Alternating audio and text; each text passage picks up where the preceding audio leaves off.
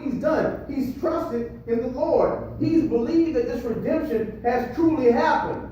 He's believed that, y'all. It has happened. That's a fact. You can't get around that. Yeah. If you are a saint of God, this has happened to you. That ought to make you think for a second. That ought to make you stop and think, what am I doing? Why don't I want to go to church? Why do I not have any desire to read the word? Why not? Why? Maybe it ain't happened. Great God. Right. Woo. This man has trusted that this redemption has truly happened, and he's happy. So he's happy because of what he's done. He's also happy because of what he's not done. Look at verse 4b. It says this, and has not turned to the proud, nor to those who lapse into falsehoods. Mm-hmm. So in other words, he's happy because he's not trusting in man's method. Right. Okay, let me help you with man's method. If I'm sad, I'm going to take some Prozac. All right. I'm telling you, I'm a pharmacist. I see it all the time, y'all. I do corrections medicine. I was telling the pastor, one of our jails is in Riverside, our regional jail over in Richmond, Virginia. So I was out here setting that jail up. And so I'm looking at the jail, I'm looking at the meds that all these folks is on. Y'all know how many psych drugs and psych meds these people are on? Why? Trying to deal with this situation. All right, come on now. Y'all, I was listening to the news the other night, they talking about the opioid dealers. They about to declare a national emergency. Yeah. Y'all watching this stuff. Yes, sir. I see it, and on our side, if we don't keep the right records, they gonna fine us. We just got fined in my company $200,000 for record keeping. Not stealing, record keeping. God Almighty. Y'all, this thing is serious. Yes, it is. That's man's methods, though. And he's happy. I don't need your pills. I have joy. That's the Holy Spirit. Joy. Yes, sir. Joy. Great God. Full joy can't exist with full sadness. Now, I'm not saying that there's not times that you're going to be sad and depressed. Y'all, that's normal, right? Things happen. That's a normal occurrence. You human. But this man says, I've not trusted in the psychologist. I've not trusted in the pills and the drugs and the alcohol. I'm not trusting in that. My trust is in the Lord. And here's why. His perspective is, this is what God did to get me out. Them drugs can't get you out of Satan's kingdom. They can't pull you out. Yeah. Come on now. But look what else he's not trusting in. He's also not trusting in falsehood. That's man's religion. Yes, sir. Mm-hmm. See, man, do you understand that grandmama's religion can't get you out of this kingdom? All right. Do you understand that church attendance can't get you out of the religion? Go ahead. Do you understand that singing the choir can't get you out of the pit? Go ahead. Do you understand that baptism don't get you out the pit? Yes, sir. Do you understand that false preachers and false teachers don't get you out the pit? Great God. You see these guys on TV, these healing guys, and your Osteens, and your Jakeses, and your Myers, and all these false teachers that's not preaching the gospel. And they got thousands and millions of people throwing them money. Why? To serve Satan. Great God. That's it. To serve Satan. That's it. Boy. Almighty. See, he didn't trust in church tradition. He didn't trust in that. That's right. So he was happy. Because I didn't have to trust in that. That's not what got me out. I didn't have to do all that stuff. Yeah. I trusted in the Lord. That's the thing. Yeah. He's the one that pulled me out. If you're safe. Yeah. But not only is he happy, look at him in verse 5, he's also amazed. Many, O Lord my God, are the wonders which you have done. Oh, And your thought toward us. And there is none to compare with you. If I would declare them and speak of them, they will be too numerous to count. When you consider all the steps that Christ had to go through to get you out, think about that for a second. He's in heaven from eternity, right? He's face to face with God. He's there when they're brooding over the waters right before creation. He's there. And then all of a sudden, for all this time, now he has to come down to earth. For 33 years, he had to walk on this earth. He couldn't curse nobody out. Folk was getting on his nerve. They were trying to kill him. For 33 years. Yeah. All he did was heal people. All he did was do good to people. As a matter of fact, the Bible says that all the stuff that he ever did was written down. It couldn't be contained in all the books of the world. Think about that. That's right. It's in John chapter 21, verse 25. It couldn't be contained. All the stuff that he did, y'all. Think about all the steps that he had to take to get you out. Because you don't start leaving out until he goes to the cross. started talking about that, we would be here all night long. Why? Because it's too numerous. That ought to amaze you. Do you understand that happened for you too? That didn't just happen for David, for Paul, for Moses, for Abraham. That's for all of us too. Yeah. If you were saying. Yeah. Hallelujah. Yeah. If you were saying. Go ahead. So now you have Jesus. Hallelujah. Thank you, Jesus. So you see redemption, right? You've been redeemed. You've been taken out of the Satan's kingdom, and he's dropped down to this pit of mud, and he's pulled you out, right? And he's taking you to the cross with him, and he's taking you to the grave with him, and he's taking you out the other side to new life. Right now you're in a new kingdom, and guess what? This old kingdom is going to be judged. This is going to be gone. That's what's going to happen. That's what happened to the Egyptians. And so I've been redeemed. I'm a saint. I've experienced his kindness. I've experienced his contact. I've experienced his conversion. And he reflects on that. My gosh, I'm happy. I'm amazed. Salvation ought to amaze you, y'all. This is the greatest transformation that's ever taken place. No question. It's a phenomenon. Yes, it is. It's a miracle. It's a miracle. But then there's a response to it. And here's what I get to you. Look at verse 6. Sacrifice and meal offering you have not desired. My ears you have opened. Burnt offering and sin offering you have not required. So here's your response. Here's your response. You want to know what to do? I already told you what to say. Anytime you're talking to somebody about salvation, you start off with just two kingdoms. That's the big picture, right? Christ has to come into one, defeat the strong man arm, defeat Satan, and pull you out. And you're joined to him. His arms are around you. You're encompassed in his light when he takes you to the cross, to the grave, and out the other side. Now that is the message of the cross. That is the gospel. That's it. But here's the response to that. First thing is this. Acknowledge the truth. Acknowledge the truth. See, if you come down to verse 6, verse 7, verse 8, I'm going to read those in a second. He says this. The death of Christ is the only sacrifice required. Amen. That's it. That's only one. You understand it now, right? Now you see it's his death, because he had to come down and die in Satan's kingdom and be put up on a tree.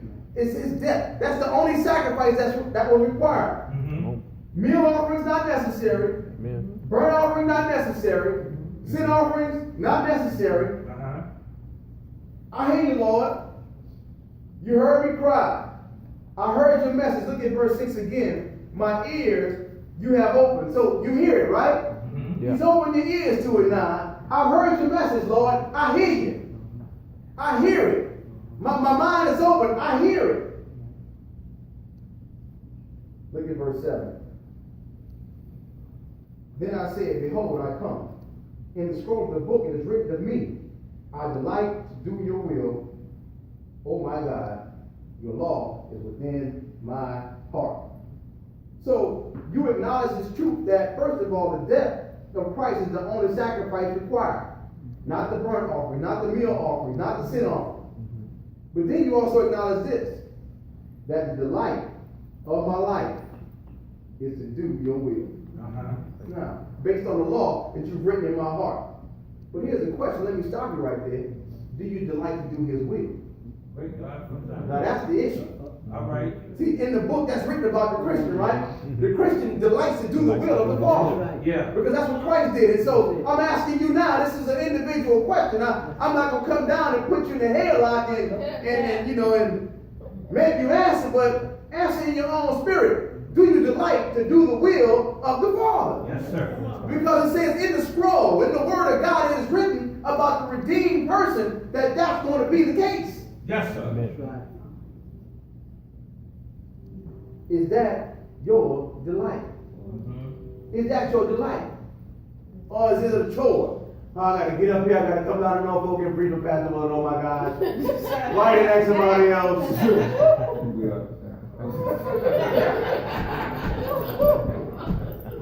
You know, what if I came up the first thing I said, well, I'm here. I made it. All right. Come on now. How would y'all think of me? All right now. You delight to do his will. All right. Do you delight? Yeah, we know what delight to do something means, right? We're excited about going. We're excited about getting there. There's an anticipation. Yeah. Why are we dragging the church late? Delight to do his will mean getting there early, man. I can tell you, Pastor, the vouch for me. I'm in the back. I'm walking. I'm trying to get out. Come on, Pastor. I'm ready to go out to the. He's ready to get into the worship. I'm like a caged animal. Like, release me out here. Yeah. Amen. It's amazing the stuff that we don't have to go there because I'll be here all day. So the first thing that you want to respond to, if you've been redeemed, is you want to acknowledge the truth about his death. Is this sacrifice that's the only thing that's required? All this extra stuff that you trying to do, you know, help somebody head up. Yo, that's not getting you out the muck and the mire. Great. It's not getting you out. Yeah. It's not pulling you out that kingdom. It's not doing it. Christ's death is what takes you out. That's the fruit of that word. Thank you, Jesus. Yes, sir. Thank you, Lord. Hallelujah. So not only do you acknowledge the truth that the death of Christ is the only sacrifice, and that the delight of my life is to do the will of God, if that is indeed the delight of your life. The next thing you're going to do is you're going to act accordingly. Verse 9 and 10. So we're going to end up at tonight. You know what you're going to do? You're going to plow the field. You're going to plow the field. You're going to act accordingly. You're going to plow the field. I gave you the message to use, right? Amen. You without excuse now. See, that's why I started. There you go. That's it. And so you're going to plow the field. You're going to act accordingly. Look at verse 9. I have proclaimed glad tidings of righteousness in the great congregation. Behold, I will not restrain my lips. O Lord, if you look at my hands, you know. Go ahead, man. What the Lord seen when you look at your hands? Come on now. See, plowing the field is synonymous to evangelism. Amen. Do you know that? Do you know the joy of bringing somebody to Christ using the gospel message? I'm not talking about just going and talking about some relationship issue they're having or some problem they're having. Listen, that's not the gospel. I know we have to talk to people about that kind of stuff, so there's a place for it. I'm not saying don't do that. Because there are people that are hurting and you really want to talk to them sometime and some, you know, maybe help them while they're walking through that tough season in their life. Mm-hmm. But that's not the gospel. Amen. You see, he's talking about evangelism. And so at this point, he's saying, put your hands where I can see them. You know, if Christ held his hands up, you see the holes. Yes, Lord. Remember that? Yes. Hallelujah. What we see on your hands? Do we see saints being saved? Do we see saints being transformed from darkness to light? Are we seeing that when we look at your hands? Do you have anybody's salvation in your hands, or do you have their blood on your hands? Think about it. You know what happens if you don't come to Christ, right? You understand what that means for that person if they leave this life. If they leave this life, that means they spend eternity in hell. You understand that, right? So you know that. I mean, we all know that, right? Don't we know that? So let me ask you this question. How much do you have to hate somebody to know what's going to happen to them and not tell them otherwise? Go ahead, boy. I mean, think about it. If I walk in your house and I see your child about to touch a hot stove and you don't, oh, that's on him. You don't love that child. Amen. How many times have you stopped your kids from doing stuff that you knew would hurt them? Mm-hmm. Why? Because you love them. Amen. How much do you have to hate somebody not to tell them that? But we won't plow the field. We won't plow the field, y'all. Let's see. Well, somebody might say, well, okay, I've been plowing the field. You don't understand. I've been in this thing for 16 years, right? Pastor's been here for 16 years. You've been coming to church all your life. It's amazing that we can go to church for so long. It's the only place where mediocrity is accepted. You can go to church for 20 years and come out not learning nothing. That's right. All right. I'm just saying. I'm just saying. But let's just put it to the test. If you've been plowing the field, if you've been walking with the Lord for all your life. I grew up in the church and I was raised. You hear all this stuff. Those are excuses for not wanting to plow the field. Amen. They trying to convince you. But all I got to do is look at your hands. Break God, my God. Jesus. See? So let's just see if you've been plowing. Look at verse 9. Are you proclaiming the glad tidings? Yo, that's the gospel. All right. You know if you say the gospel, right? You understand if you're preaching that message. You do understand that. All right, you say, no, how often do you talk about quantum physics? If you talked about it every day, you would know about it. If you talked about it once a day, you would know about it. But if you never talked about it, you would know about it. All right. See, proclamation of the gospel involves using your lips. Behold, I will not restrain my lips. We sit there tightly. Yes, Lord. See, let me help you with something. The Lord knows. The Lord knows whether or not you're doing that. You understand? You're not getting away with anything. Amen. You're not getting away with not preaching the gospel. You're not getting away with that. You think you are, but you're not. No. Just like if you don't plow the field, ain't no crops gonna grow. Won't eat. Go eat. If you're not doing that, you know what you call a secret Christian. Amen. That's no such thing, right? The light is on. You don't put the light under a bushel, right? Right. It sits up and gives light to the whole room. Remember that's what the Bible said? Yeah. So it involves the proclamation of the gospel. But maybe you say, well, I'm preaching the gospel. Well, the next part involves the information of the gospel. Let me tell you what you ought to be talking about. Look at verse 10. I have not hidden your righteousness within my heart. I have spoken of your faithfulness and your salvation. I have not concealed your loving kindness and your truth from the great congregation. You see, in verse 9, he's proclaiming it in the great congregation. And in verse 10, he says, I'm proclaiming it in the great congregation. Yo, that's the word. Yes, Lord. So now watch this. Let me help somebody. And I know y'all have wonderful stories. But your story never saved nobody. All right. Yes, I'm not saying it's not a wonderful story. I've been asking this man questions all day about this stuff, about his past and about what he's been through and stuff like that. And he's been gracious in telling me. But he also knows at the same time that where it might be helpful, that's not the message that saves. It's just a testimony. This story, Christ's story, the story about his righteousness, his faithfulness, his salvation, his loving kindness, his truth. That's the story that saves. Amen. That's what you ought to be talking about. That's right. That's the information you ought to be giving. Are you giving it? You see that? If you're not giving it, guess what? You're not plowing the field. And your hands gonna show it. Your hands gonna show it. You're not plowing the field. You're not plowing the field. I don't know what you're doing, but you're not plowing the field. You're doing something, but it ain't plowing. Now, let me close with this. Let's just say, I never use my lips.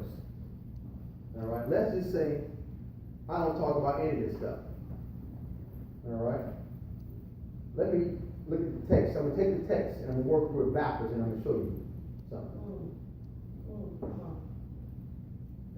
If you have concealed his loving kindness, if you have concealed his truth from the great congregation, that's the opposite of what this guy did, right? Right. If you have never spoken of his faithfulness to save you even in spite of your dirty situation, if you have never spoken of his salvation, this rescue from Satan's kingdom and be put in the God's kingdom, you've never spoken about that? If you have hidden his righteousness within your heart, meaning that you're keeping it concealed, ain't telling nobody nothing. If you have restrained your lips, if you have not proclaimed the glad tidings of righteousness in the great congregation, you know what that means? His law is not in your heart. All right. I'm just going backwards. His law is not in your heart. You don't delight to do his will. What it said in the scroll is not written about you. Did you hear what I just said? That's right. When he said in the scroll is not written about you. Boy, if your name is not in the book, you're in trouble. Your name ain't in the book. God Almighty. Your ears are not open. You're dumb, deaf, blind. means you better start sacrificing bulls and goats. How many of those you've been sacrificing over the last few years? Y'all cutting up bulls and goats and sheep over here, Pastor? Because they're going to need some help. I mean, if they're not doing it, you better grab a few. Amen. Woo. He ain't thinking about the wonders that was done toward him. He's turned to the proud. He's listening to false teachers. He's using man's methods. If you're not proclaiming this message, you're not blessed. Amen. You're not happy. You want to know why folks not happy today? Yes. You want to know why? Because they're not proclaiming the message. There's a certain amount of joy that comes with getting that off your chest. That's right. Amen. But wait, hold on. That's not all. There's no new song in your mouth. Yes. People ain't seeing you and fearing you and trusting in the Lord because of you. You're hurting the kingdom. You're working against Christ. If you're not for him, you are against him. He did not bring you out of the pit and you're still in the miry clay. Crying. Yep. Waiting for God. That's where you at. You're proclaiming this message. Lord have mercy. Listen. You better get behind this plow. You better push that thing. Hallelujah. Let Thank you, me Jesus. help y'all with something. Remember the Israelites in Egypt and slavery, right? That's a picture of your salvation. They went from Satan's kingdom, which is Egypt. The Pharaoh is called the servant of the Nile in Ezekiel. All right? That's a picture of Satan. And God sends his deliverer into that kingdom, right? To gather all those people up and to take them out and to put them in the promised land. You're going from one kingdom to another kingdom. Read Exodus, you'll get a good picture of what we talked about today. But let me help you. In Egypt, Egypt is one of the most fertile lands on the planet. You know why? Because the Nile, when it floods out 7 miles on either side. And it makes the land real fertile. So if you ever look at those old African Egyptian pictures, you see a guy with a little small plow, and he just got one hand on it, and he's just going through like this. Why? Because the land is so fertile, it's so soft. See, things is easy in Satan's kingdom. But now you come across to the promised land, the Palestine, and you got these big old rocks, and you got these big old oxen that they need to use and stuff like that. See, listen, when he brings you over there, and he stands you in the promised land, yo, it's going to be hard work.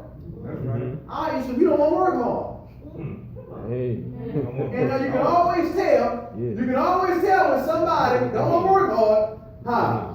Look at that. Look at that hand. Look at that hand. I just pray that y'all got blessed today. I pray that. Amen. Yes, Lord. Hallelujah. It's hard work. It's hard work being in the ministry. It's hard work preaching stuff like this. You look out here and it's almost like, you know, it's sort of sad. I gotta temper it because it's sad, because I already know what's happening in the church. I mean, we act like we don't know that everybody ain't working, right? And we just let them on in and we just stand side by side with them on. He ain't doing nothing, or they don't come, or this, that, and other. But you know what? I can't speak for all of them. If you're here and you've experienced the kindness and the touch and the conversion of Christ Jesus, get behind the plow and start pushing it. You got the message. Let's bow for a word of prayer. Amen. Father and God, we just thank you so much for the word. We thank you so much for your gospel and for the sacrifice that your son has made in our behalf. And I just pray right now that we can all see it, Lord God, in our own lives, and that it might push us to go into the field and sow the seed of the word of God to those that don't know your son, Jesus Christ. Lord, change hearts and minds tonight. We love you. We thank you. We honor you. In Jesus' name we pray. Amen. Amen. Amen. Amen.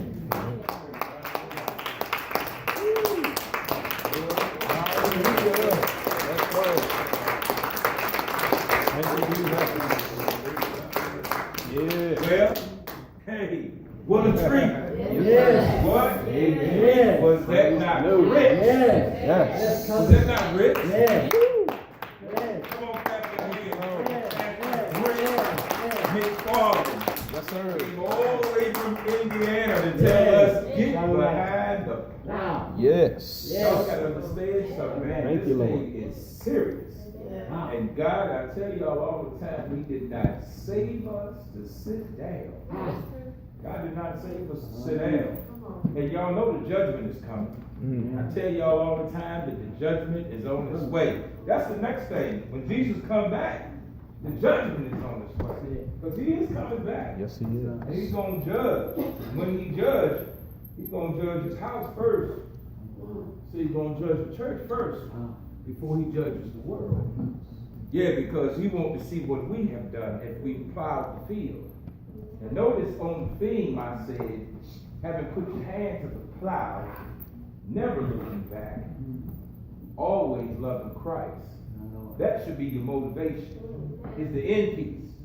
Always loving Christ. It should motivate you to plow. It should motivate you to want to preach the gospel or speak to somebody. Your representatives, whether you want to be representatives or not, Paul says in his writings that you are an ambassador. Whether you want to be or not, you just, as a Christian, as a believer, Marquis, you are an ambassador. You are a minister of righteousness. Whether you're a preacher, an evangelist, a bishop, whatever. You see, you don't have to be behind this desk, but the Bible clearly states that you are a representative of the sovereign God of the universe. You represent Him. You are light and salt in this earth. You represent Him. And then, listen, I can't go behind this because that was too good, y'all. I know, because after the preacher preached, man, but I'll tell you, see, he got me excited. Yes, sir. Yes, sir. Because that's gospel preaching. Yes, That's the gospel. Put it down. Yeah. And if it did anything, like you know how we used to use this cliche, he stepped on my toes. Well, you need to change your shoes. I'll wait till you that should put them corns and bunions right off your feet, put you on a new pair of shoes, put a new song in your heart, and sing to the Lord. Thank you, Jesus. This is good, man. I'm telling you, because you know this is how we preach here at St. Paul. We don't deal with that foolishness, man. We ain't them prosperity preachers, and we ain't trying to get folk money and all that kind of stuff. Because we ain't trying to build the kingdom of Satan. We are building up the kingdom of God. That's why we're here. And so I thank God, man, for your obedience. This brother, he loved me enough that I said, look, man, we can't afford you to come here like that, man. He said, look, man, do you want me to come? He said, because I'm coming. By the time I talked to him again, I said, look, man, I've been trying to work on some things or whatever. He said, look, man, I already got my ticket.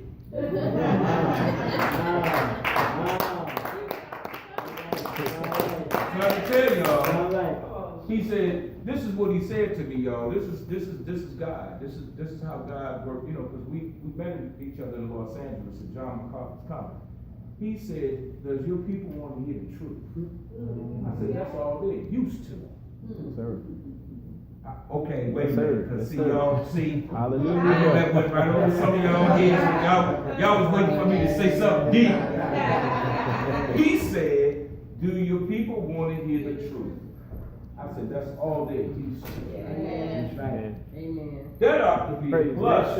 All this, you know, we got all this confusion and foolishness. We see it on TVN and all that kind of stuff. And even though it was a few of us out on tonight, I thank God for y'all for coming out. That's right. Hallelujah. For this couple of Washingtons coming from Newport News. That's right. Bishop coming from his wife. And for St. Paul family, standing firm, all the faithful. Shania singing and deacons on point, and all y'all that are St. Paul's family that have always supported and been here and do all that you do, because a lot of y'all do a lot to make St. Paul work. I thank God for all of y'all. Love all of you. Really blessed me, and it's not about me. This is about us. So I thank God for my lovely wife, Christina. Christine, stand up so everybody can see you. That's my gingerbread pudding. You know why I call her gingerbread pudding? Because she's brown and she's sweet. That's my gingerbread pudding right there. See, some men don't talk about their wives like that, but see, I put her on display. She made me look good.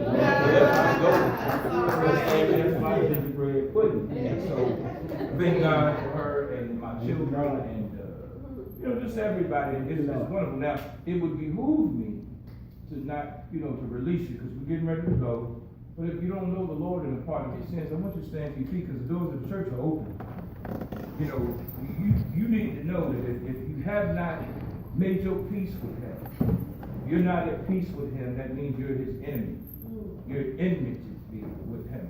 And so, if you have not made your peace with Him and you don't know Him as your personal Lord and Savior, the preacher told us that He came and got you out the mind. That's right. Boy, I know what that is. Lord, I start crying. I know what that is. I know my past. I know what He's brought me from. And thank God, see, I'm not what I used to be, and I know He's still working on me, but I think God ain't in that past life no more. Son, I knew it, and I was dead and on my way to hell. I told him today, well, listen, he showed me if I didn't choose Him when I did, Bishop, I was going straight to hell, because I would have died in my sins. I would have died and went to hell. Showed it to me. Showed it to me. And I'm excited like He's excited. If you don't know the pardon of sins, you need to come. Make your peace with God on tonight, because guess what? You don't know if you'll see tomorrow, because it's not promised to any of us in here. When He get ready to call our name on the roll, He's going to call your name. Ain't nothing going to be able to stop that. But you want to be right with Him, because you do want to hear Him say, well done. Come on in into this rest I prepared for you. You don't want to hear Him say these words, depart from me. I don't know you. I never knew you. When He's made every opportunity for you to know Him personally. Don't get it twisted. This is about Jesus Christ. This ain't about 16 years of me doing what I've been doing here and what St. Paul family has been doing in this community. It's about Jesus Christ. This is always about Jesus Christ. That's who we've come to worship in spirit and in truth. It's Jesus Christ. That's who we serve. That's who we live for. It's Jesus Christ. And so, if all hearts and minds are well, then I'm going to ask if the pastor will give us our benediction. And Bishop, I wish you would sing a little bit of a song for us. And never would have made it. Okay. Never could have made it without you. go ahead, boy. I would have lost it all. But now I see how you were there for